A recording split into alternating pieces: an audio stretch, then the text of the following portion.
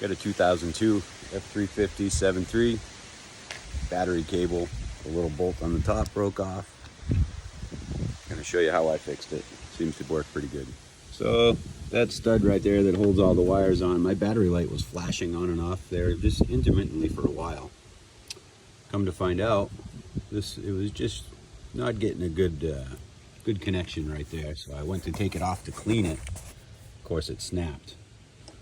So all this shit here is all around it. So I just break all that off. And what I'm gonna do, I bought this replacement one at Napa. There's the part number. I'm gonna cut that stud off, grind it down flat, drill it out, cut this right here with a little cutoff wheel, and then put this on and put the terminal right back on that. And it should be somewhat factory. See how it goes. So just from grinding off the stud, what was left of the stud, the bottom part falls right out. So now you just have to open it up to, I don't know, that's probably 5/16 to accommodate that. Let's do that. There you go. Hole is drilled out. I used a step drill. I find the step drills are much better to drill an existing hole, especially in thin stuff like that. And if you use a regular drill bit, just make sure you clamp it. Obviously it'll hold it. It'll want to twist away on you. But all right, so now I'm going to cut here close to that hole because there's not much clearance in that for that to fit there. So it'll be kind of tight to that hole.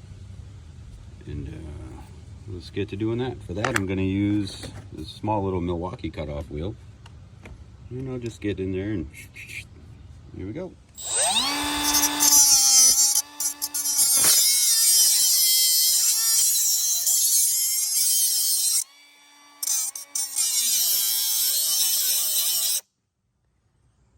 Make sure you take the time and just clean up the ends of your terminals, all your wires that go on there, polish them right up. Mine were really dirty.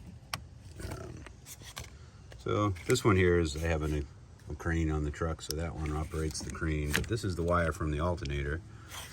This one goes to the starter, and that one goes to the other battery. So that was just kind of loose on there. My battery light was flashing every once in a while, and I put a meter on it. Of course, it was charging every once in a while, so there you go. Now let's put the terminal on. And there you have it. So all the other videos I've seen is everybody having to replace these ends. You put, you know, some of these on there, which I was getting ready to do. And just use like a lug connector, you know, like off a marine terminal or something. But I saw these and I said, well, I'll try it. You know, this is great because you don't compromise your factory cables. It would have fit a lot better if chances are you don't have this wire, which is to my crane, so everything will fit just right on there. I put a little Loctite on there and a little dielectric grease, and that's it. So this is your part number. Where is it? So this is your part number from Napa. I mean, you could probably get one without those. Might be cheaper. I think it was $8 or something. And after watching this video, it should probably take you 15 minutes. Everybody's going to tell you to make sure you disconnect your negative terminal first, and then your positive. So there you go. I just left it all connected because I'm like that. But I think it's pretty sweet. You put this thing back on and get it all buttoned up, and there you go. All right, hope it helps somebody.